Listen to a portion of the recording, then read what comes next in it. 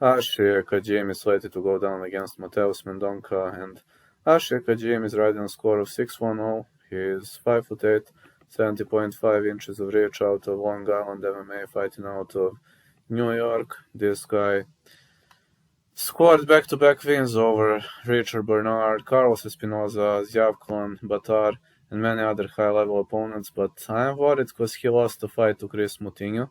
Because Chris Moutinho is a brawler, he doesn't move, he is a pressure fighter who marches forward all the time.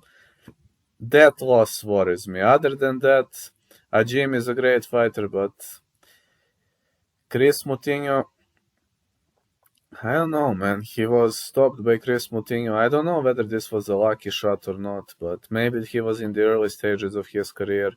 Mateus Mendonca, 9-0, is also a pressure fighter, young kid, 5'6", out of Sao Paulo, Brazil, shoot box, Diego Lima fighter.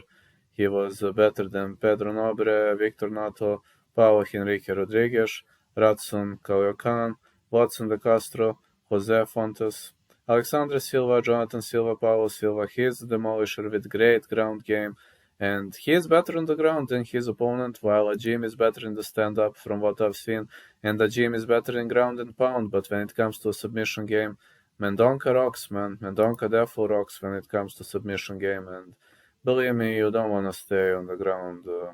You don't want to stay on the ground with him. You definitely don't want to stay on the ground with him. You want to push the pace, and this is 50-50 fight for me because Mendonca is a talented kid, but Ajim has more experience under his belt. If I must pick a side because of the experience, I'm going to give advantage to Ajim. So if you ask me who I pick a side, I am picking Ajim. If you ask me about who's going to win this one, well, oh man, Mendonca should be having advantage on the ground, but I'm gonna say the fight will not go the distance.